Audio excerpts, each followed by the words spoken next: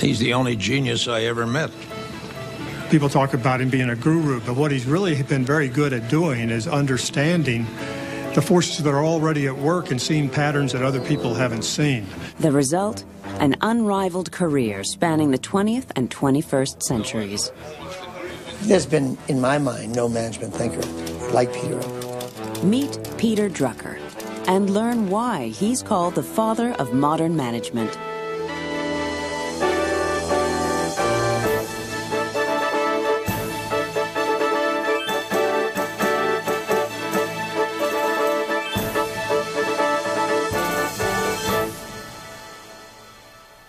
Okay. Hi, Peter. Here you are again. How you doing? Yeah.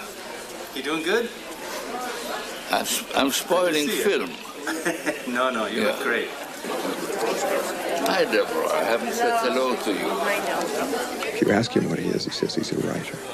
This writer has had more influence on the lives of human beings than any other writer of this century.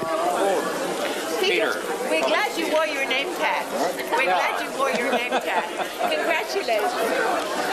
When you think about Peter, he's sort of like the Babe Ruth and Ted Williams of baseball because of his sustained excellence and just the consistency of his insights into the practice of management.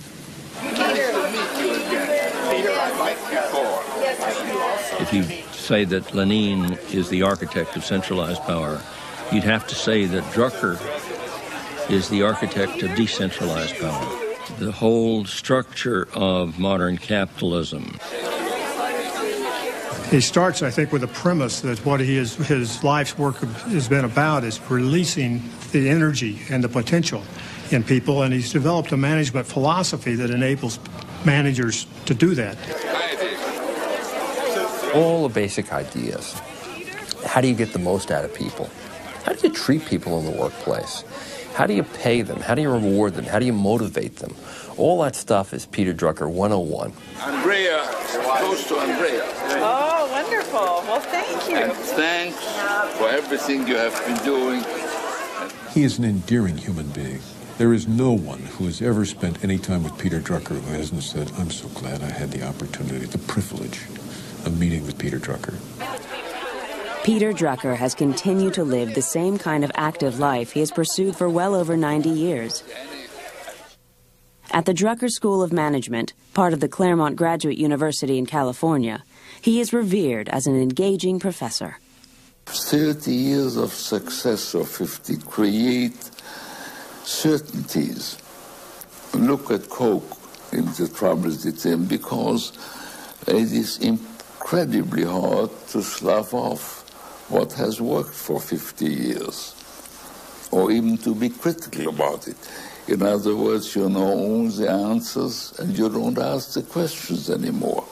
When you go into Peter's classroom, it's like he's talking to nobody else, and you're in there and you just tune into him. And as you're listening to him, he takes you through history, he takes you through the case, he takes you through all of his experiences and the people that he was with, and he teaches on about 4 different levels at the same time. And it changes your life. It changes how you think. It changes how you view people. Drucker still maintains a consulting practice that began in the 1940s. His clients have included some of the largest corporations and nonprofits in the country. One of his current clients is A.G. Lafley, CEO of Procter & Gamble. Peter taught, and I believe very deeply, that you have to play from your strengths. And one of the issues that confronted us a few years ago is we were playing as hard to overcome our weaknesses as we were to leverage our strengths. Since Drucker has traveled infrequently in recent years, Lafley visited the celebrated consultant at his modest house in Claremont, California. His impressions of Drucker? Curious, bright eyes, twinkle in his eye. Sometimes you have the feeling he's thinking a step or two ahead of you, and he's asking you questions or expressing thoughts and giving you time to understand where he is so you can move to him and discuss that next thought. Drucker is the author of 35 books and hundreds of articles on management, society, and world affairs. Yet he's never rested on his accomplishments. He's always looking ahead. The work is never done with Peter. He will write something or do something, and he will immediately declare it obsolete. So he's very open to new ideas, new influences, and to updating his own work, which is what keeps him so current. And I asked him what the most important thing that has happened in China the last 3 to 5 years. And he thought about 5 seconds and then said that we now consider owning an automobile a necessity and not a luxury. That is what globalization means. It is not an economic event, it's a psychological phenomenon. One longtime client calls Drucker the rock star of management consultants. Among his millions of fans are some of the most successful executives and management consultants in the world. Wherever I travel, it doesn't matter. I can go to Poland, I can go to Peru, and there are people who say, Peter Drucker has had the greatest impact upon my life, my career, my business. It is amazing. Peter probably taught me how to ask questions and ask them intelligently and question myself about things and question others in an appropriate way. But to try to understand what one is doing, why one is doing that, okay, and what one expects from that. Now, is that philosophy? Is that management? Is that life? A management consultant is a big masquerade. He's the most profound, pragmatic philosopher that I've ever known of. Peter's teachings and the person both have a humane aspect to them that you don't expect in management education. And he talks in terms of people's responsibilities and their contributions and their dignity. And I think one of the great geniuses that Peter has is this capacity to take these intergalactic thoughts, which he has, and really understands, and bring them down, and then, like a laser beam, focus them on a specific moment and time and a specific executive in a specific company and what could be done. Management around the world owes a debt of gratitude to somebody who devoted his life to clarifying the role of people, the role of an organization in our society. And Peter, I think, more than anybody, did that job most effectively. Peter Ferdinand Drucker. For his contributions as the father of modern management, he recently received the Medal of Freedom, the highest honor bestowed by the White House. Peter Drucker's prolific writings have greatly benefited our nation and significantly influenced the shape of our society and the modern business world. The United States honors his extraordinary accomplishments. As Columbus discovered America, Drucker discovered management. Professional managers had long been in charge of America's corporations, but little had been written about them until Drucker arrived on the American business scene in the 1940s. Up till then, business had been seen only as economics and not as a human and social organization. That's the main thing I learned and taught. How did a European immigrant intellectual become the guru of American corporate management? The story begins in Vienna before World War I. Peter Ferdinand Drucker was born here in 1909, when the city was still the cosmopolitan heart of the Austro-Hungarian Empire. It was normal that you got a very broad education in art, in history, in philosophy, and that you spoke 5 to 10 languages. His father was a high civil servant in the Austro-Hungarian government, and his wife was a highly educated woman with special education in medical matters. The Druckers' comfortable suburban home hosted regular gatherings of Vienna's foremost politicians, intellectuals, musicians, and scientists. They would have economic evenings in which the subjects would be about the economy and finance at the dinner table. They would have medical evenings in which eminent medical personages would come and talk about medical science. There would be literary evenings. There would be evenings on international politics. And in short, he picked up a matchless education, not just knowledge, but a sort of style toward knowledge, a sort of inbred worldliness and knowingness about human nature, about how things fit together. But World War I and its aftermath of economic and political upheaval left Vienna impoverished, looking backwards to its former glory. I grew up very conscious of the society around me, very unhappy. I hated the Vienna of the 20s in which I grew up and fled as soon as I could.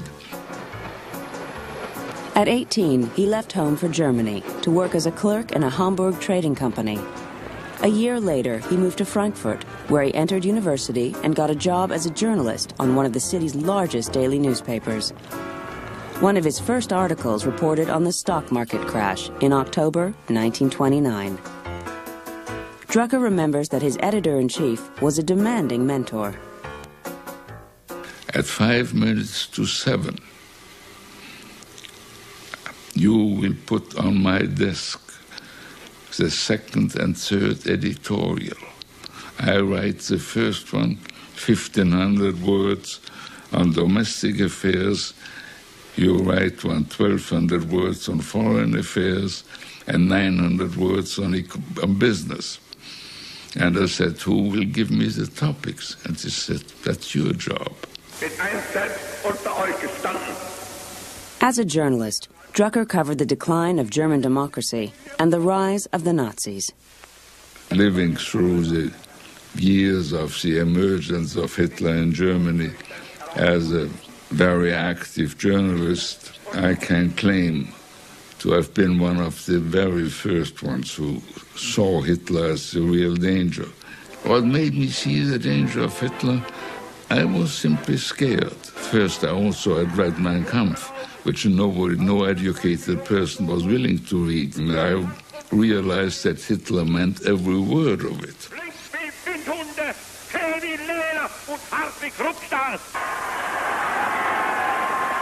One of the major lights for him has always been the menace of centralized power, whether it be communist or Nazi. He saw the danger of that kind of tyranny very early and recognized that it was not a place he could live in. In 1933, soon after Hitler became German Chancellor, Drucker fled to London. Here he found work as a securities analyst at a private investment bank under a man he ranks as one of his 3 tough bosses. My 3 tough bosses did not accept that there are limitations to what you can do. They all 3 very different people had in common that they expected, demanded, finished work of high standards and did not settle for anything else. In London, Drucker re-met Doris Schmitz, his wife of more than 65 years. They had been students together in Frankfurt. Immediately after their marriage in 1937, they set off for the United States. His employment? Feature writer for a group of British papers, and traveled all over the country. And the country was incredibly exciting in 1937-38. So much was going on. The climate was so totally different. In Europe, the only hope was to go back to 1913. In this country, the depression, but nobody looked back. It looked forward. That was the tremendous excitement. In 1939, Drucker published his first book, The End of Economic Man. It was an analysis of the rise of fascist totalitarianism. The book was praised by many critics, including Winston Churchill in the London Times. One of the continuing and dominant chords of my work have been the balance between continuity and change. And when continuity is completely cut, which was what the Nazis did, then you have disaster. But if continuity becomes overwhelming, then you have stagnation and also catastrophe. That constant balance, which makes me neither liberal nor conservative, but unpopular on both sides. In the early 1940s, Drucker started a teaching career at Bennington College in Vermont. He taught political science and philosophy. He had a way of reaching at a person, hitting at their core, and at the same time giving them the sense that they really could do better and they knew better, and that he would help them in the process. But he was quite a teacher. In 1942, he published a second book, The Future of Industrial Man. Here, he described the Industrial Corporation as a form of social organization that offered the possibility of worker solidarity and cooperation, a new kind of community. He wrote in general about factories, and in general about industrial society, and in general about big business, as concept in The Future of Industrial Man. He had never been inside such an institution. And someone from GM called him and said, would you like to do essentially an in-house study of how General Motors operates? And when Peter stepped back and looked at General Motors, which was the first industrial organization he looked at, he began to see that within the modern industrial organization, there was work called management, which was the work of making this whole operate effectively. And that really was the first time, I think, that anyone had stepped back and said, how is it that we think about this as a whole? And what are the responsibilities? What are the important tasks? What's the real work of making all of these people work together in a productive way? From his General Motors experience, Drucker published a groundbreaking book, The Concept of the Corporation. Well, one major conclusion that had the greatest impact was the importance of decentralization. That then became, over the next 30 or 40 years, the organizing principle worldwide of the large corporation. And another one was the need for the systematic development of executives. Practically all our graduate business schools and the executive management programs came out of that book. Its impact was that for the first time, somebody had looked and analyzed and described business as organized activity and not as buying cheap and selling high. So he saw this institution, which everyone was sort of taking for granted. And, you know, people had said, well, a manager's just a boss. Well, I've always said bosses. What the hell is the difference here? And he said, no, this is a discipline. This is an institution. It's not like being an overseer, because he can't. He can't look at how you're doing. There are too many people involved. And he saw management as the application of mind to work. And this person, the manager, becomes for him a kind of culture hero. The Concept of the Corporation was a bestseller and launched Drucker on a consulting practice that included some of the largest corporations in the country. In the 1950s and 1960s, when American industry dominated the world, General Electric, IBM, Citibank, and many others sought out Peter Drucker. I mean, companies begin to call him and say, you seem to be the only person who's figured this out in the big picture. Can you come and give us, look at our problems and give us advice? And he sort of becomes the first management consultant. My consulting work is my laboratory. It's where I do where I learn. And writing is my profession. Out of his vast experience as a management consultant, in 1954, Drucker published his most famous book, The Practice of Management. Well, I wrote The Practice of Management because there was no book on management. Very simple. I had been working by the time for 10 years or so, consulting, and I had begun to teach management for 2 or 3 years, and there simply was nothing, or very little. And so I kind of sat down and wrote it, very conscious of the fact that I was laying the foundations for a discipline. In The Practice of Management, which was, I think, probably his first popular book about management, Peter makes the comment that there is no business without a customer. You think, well, what's so big deal, you know? Well, it's not. I mean, it is a big deal. It's because that, in its essence, is both the beginning of what we would come to know as a marketing mindset. It's the mindset of someone who says, what my organization is about is satisfying the needs and wants of people who are not part of the organization. It's not about what we can do internally.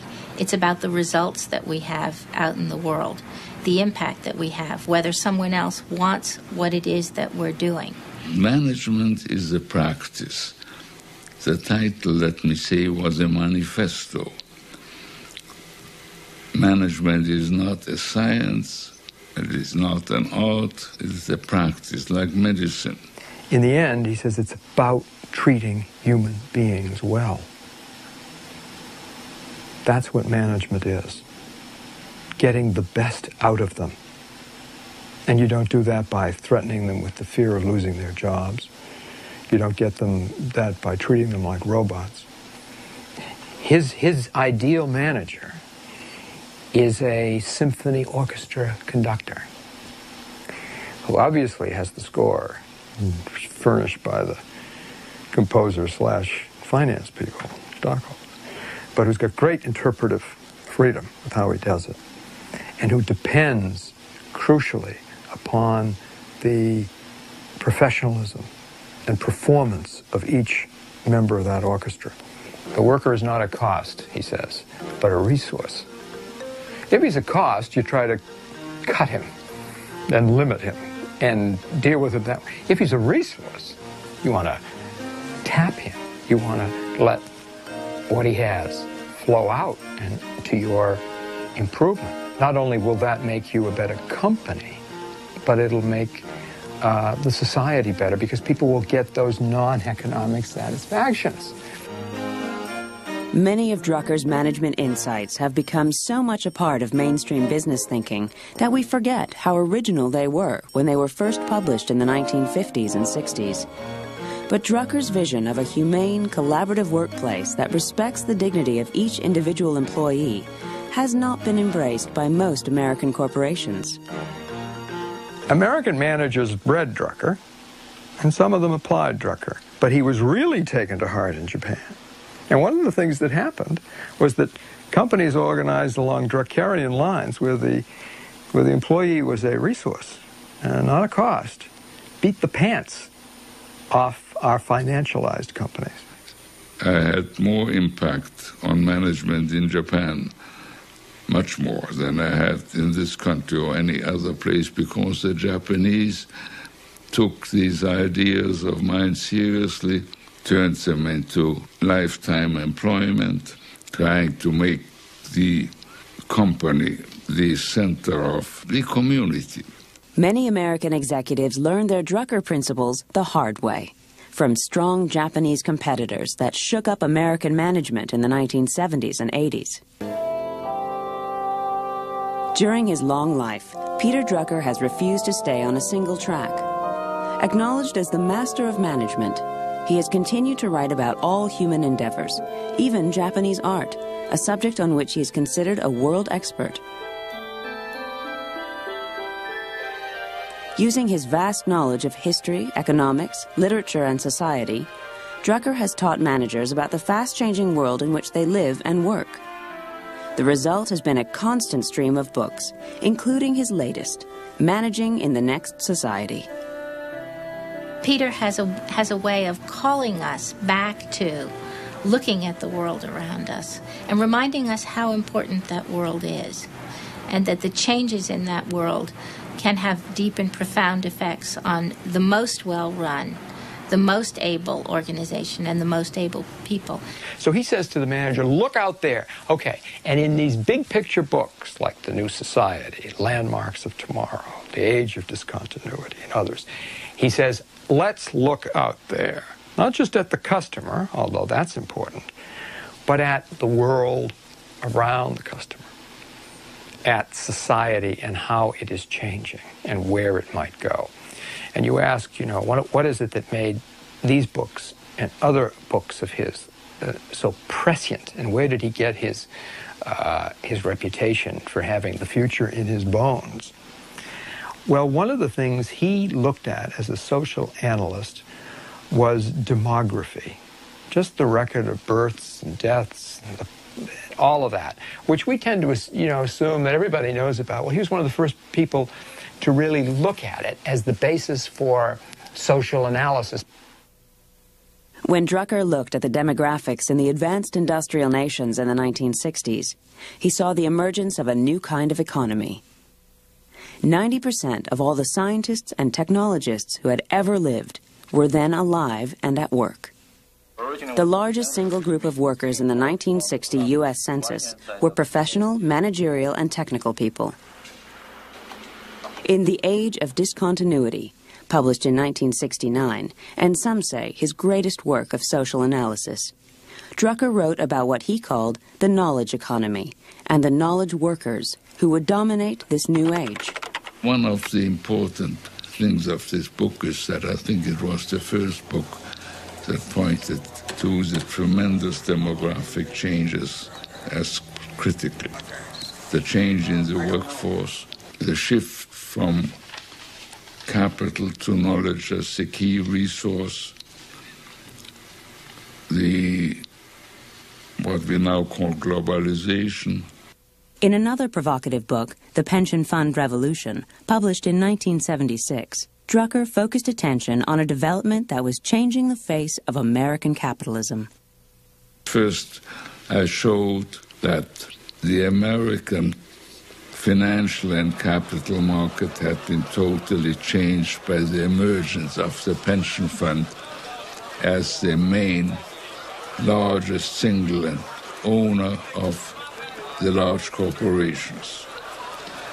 That as a result of this, the society had totally changed, because what the 19th century had assumed and the 20th century also accepted, that capital is here and workers are there, they now become one and the same person.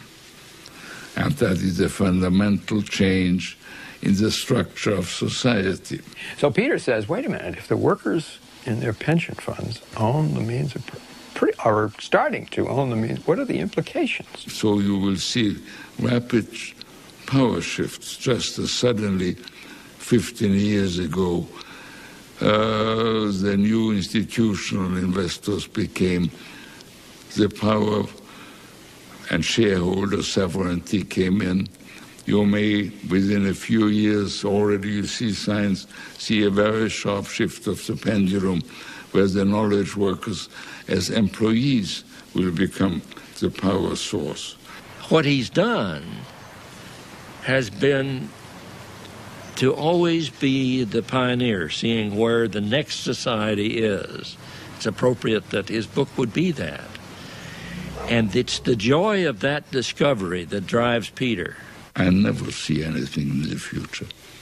I don't believe in it. I look out the window. I look for things that have already happened, but have not yet had their consequences and are not yet perceived. In The Age of Discontinuity, and in later books of social analysis, Drucker explored the requirements of a knowledge economy. If knowledge is the key entity, the dynamic force that will decide whether your business fails or not, that will decide whether this society fails or not, then certain things follow. Education has to be the central social activity. Education not just as a matter of school, but as a matter, but lifelong learning, continuous learning. Peter is one of the first people to talk about this as a social necessity. Drucker himself has pursued a wide-ranging reading program throughout his life, his own rigorous brand of lifelong learning. Every few years I need to have a part of my reading and in a systematic and with a focus on an area where I like to learn enough to understand. The last 2 years, and I'm about halfway through, I'm rereading all of Shakespeare. As a teacher, Drucker has changed the thinking of generations of businessmen and women within the classroom and through his consulting practice. Investment banker John Veronis was a student of Drucker's at New York University in the 1950s. One of the early things I heard Peter say is, don't confuse motion with progress. As simple as that. And that almost became my headline on a daily basis for almost anything I did. And I would ask myself, am I confusing motion with progress? Am I busy but not productive? Am I busy and directionless? I lived with that credo. GE's former CEO, Jack Welch, remembers his first meeting with Peter Drucker, a week after he had taken over the top job in 1981. Reg Jones brought Peter to New York, asked Peter to come to New York, and just to chat with me about his philosophy. Peter had worked for GE over a long period of time, and Reg just wanted me to become familiar with him. So we sat in Reg's office in New York, and I listened to him. And he told Jack Welch, unless you are number one or number two in whatever business you're in, aircraft engines, whatever it may be, get out of it. And this is a very simple lesson. It's not complicated. And Jack Welch followed this advice ruthlessly, getting rid of everything that didn't follow Drucker's formula. And that is really what drove General Electric into being the most successful American corporation, perhaps in the world, during the last 20 years. It was Drucker's simple idea. He was able to take quite complicated subjects and reduce them to very simple elements. People are sometimes frightened to be too simple. Peter was never too frightened to be simple. Over the years, while Drucker was consulting with giant corporations like GE, he also was working with small young firms that later became very successful. One was Donaldson, Lufkin, Jenrette, a Wall Street firm that based its growth on the increasing importance of institutional investors. Bill Donaldson was one of the founders of DLJ. I think one of the greatest things that Peter left with me anyway was the most important decisions you're going to make in building this firm is who you're not going to do business with. And during the heydays of the 1960s and then the beginning of the wheeler dealers and so forth, we had lots of temptations to do business with people that were sort of on the thin ice, and we didn't. And I think that was one of the most important things in the growth of the firm was our decision to not do business with certain people whose demeanor, ethics, and so forth were not compatible with ours. Another young entrepreneur who sought Drucker's advice was Charles Ellis, whose financial consulting firm, Greenwich Associates, has become a legend in its own right. Ellis remembers his first meeting with Drucker at the Drucker home in California. We were trying to behave our very best. We were very dignified. We thought we were very important. We were, in our early 40s, and we were really doing something. And we were meeting with Peter Drucker. in his home. And then Peter said, well, boys, why don't we relax for a few minutes? Don't you think it'd be a good idea to go for a swim? We didn't have swimming suits. And then he said, obviously, you don't need swimming suits because it's just men here today. So we sort of, you have to go through a couple of rearrangements of your mind to go from we're meeting with, this magnificent executive consultant. He's meeting with us in the privacy of his own home, and we're going to take off our clothes and go skinny dipping in his pool. But that kind of informality blended in with these august statements of great magnitude. That's a part of why he's so good. One of the companies that Drucker has advised is ServiceMaster. ServiceMaster is a $3.5 billion multinational corporation in the consumer service industry. Its former CEO, William Pollard, is a longtime Drucker admirer. Our business primarily involves entry-level positions. We serve today in 12 million homes with one or more of our services. And we are employing over 80,000 people. Our people fairly reflect the diversity of our culture today. We typically are involved not only in training them to do the job, but we often are involved in basic educational process as well. We have a certain segment of our employee base who have yet to even learn the skills of reading English. Years ago, Pollard invited Drucker to a meeting of the company's board of directors to help them with strategic planning decisions. Well, his first question of our board was one of his famous questions. What is your business? He listened to various responses from our board. And some of our board members said, well, we're in the cleaning business. Or some board said, well, by that time we had already gotten into pest control. So we're in the business of killing bugs. Or we're in the business of taking care of lawns. Or we're in the business of serving hospitals. So we got all these different responses. So after about 10 minutes listening to our board give these different responses of what we did, he told our board something I've never been able to tell the board of directors. He said, you're all wrong. He said, you're simply in the business of training and developing people. You package it all different ways to serve the needs of the customers. But you can't deliver a service without people.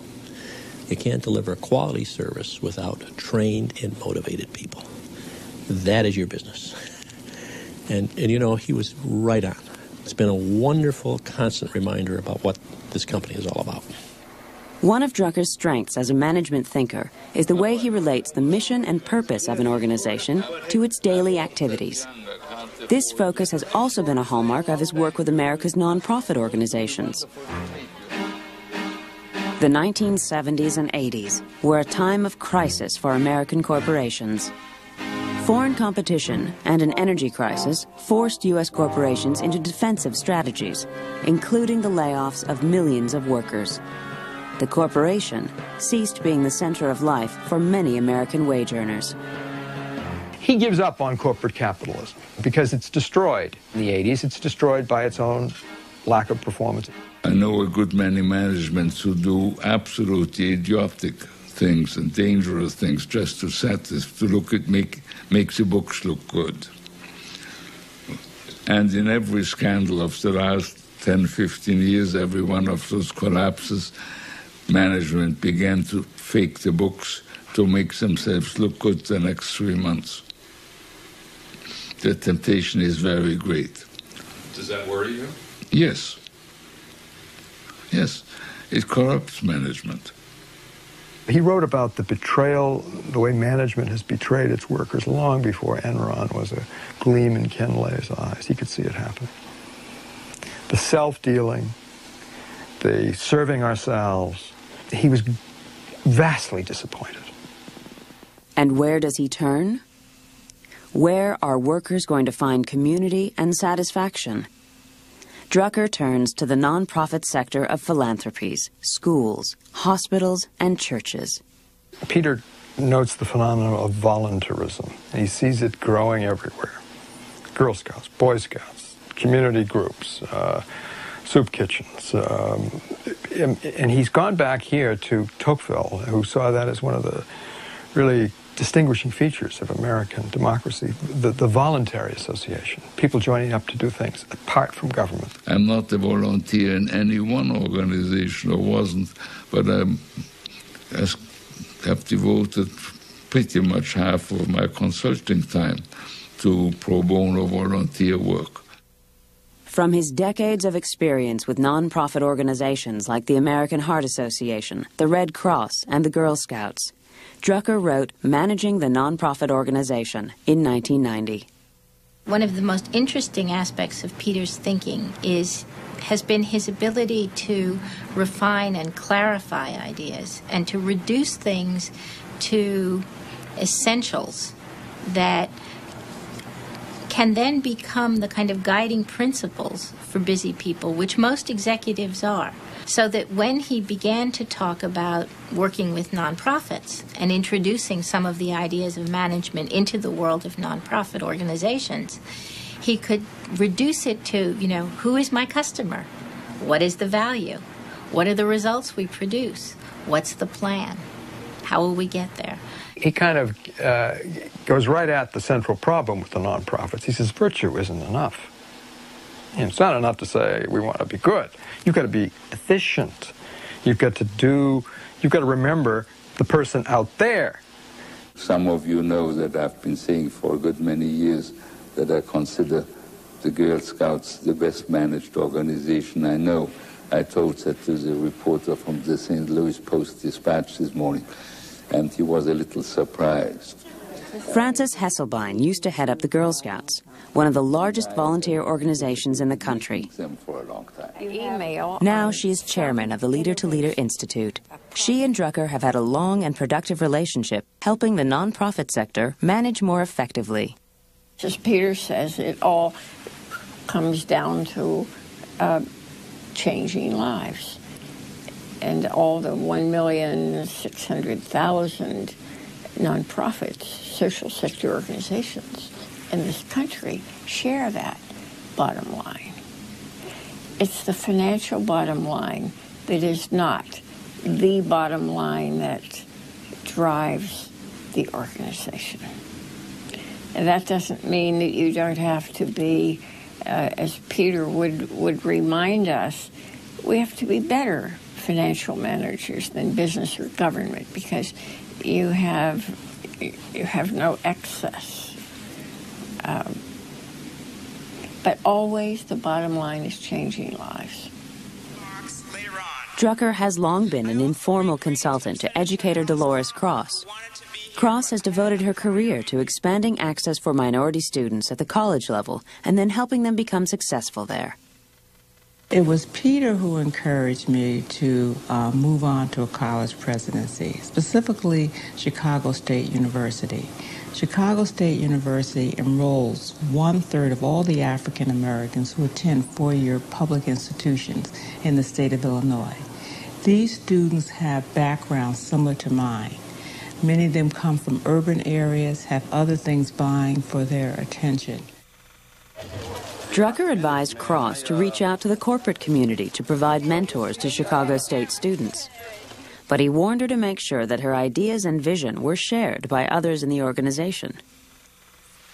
So he wanted you to have a purpose and do whatever you could to make it a shared vision, and then position the institution around your purpose and the vision. But make sure the purpose and the vision relates to the realities of the students, relates to where you are. Another nonprofit institution that has attracted Drucker's attention is the megachurch. These fast-growing churches have attracted huge numbers of Americans over the past decades. My interest in the megachurches was as a social phenomenon. I saw them creating community for these young, educated, successful professionals who in 9 cases out of 10 were rootless, came out of the small town or the farm or the working class and are in the big city and very successful in their work and had no community. And this is the need or the opportunity which a megachurch exploits. God wants to use people in your life. You can't grow without others. You need fellowship. The Saddleback Valley Community Church in Lake Forest, California, has been one of the fastest growing churches in America since it was founded in 1980. Pastor Rick Warren speaks to as many as 17,000 people each weekend, and Saddleback lists more than 53,000 names on its roll of attendees. We minister to every kind of need: social need, spiritual need, economic need, material needs. We believe that if there's a need, that God meant for the church to meet that need. The people do not exist for the church. The church exists for the community. And so we keep that very clear, and that's why we call this a purpose-driven church. One of the things I love about Peter Drucker is that he helps those of us in nonprofit ministries to figure out what is the purpose.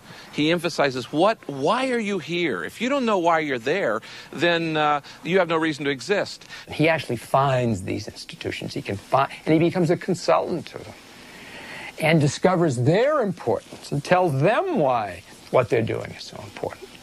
And again, this follows from his big picture analysis. Where is community to be found? Can't be found in the insecure workplace. That's gone. Careers are yesterday. So where are people going to find a rich civic life? Through the megachurch. And the way we do this is what we call our lay ministries. On a typical weekend, there'll be about 18,000 people coming out of these facilities, and this patio will be covered with tables from up to 196 different ministries. These people care for all the different needs. You name a problem, Saddleback tries to meet that need in the community. We divorce care, people who are going through problems with their children, people who are have someone in jail, a loved one in jail, people who are parents of Down syndrome children. You name an area, any kind of support group you could imagine. We would have ministering to people, and they can come out and get information on that. But it all goes back to the purpose. What is the mission? And the mission of our organization, the bottom line of the church, is change lives.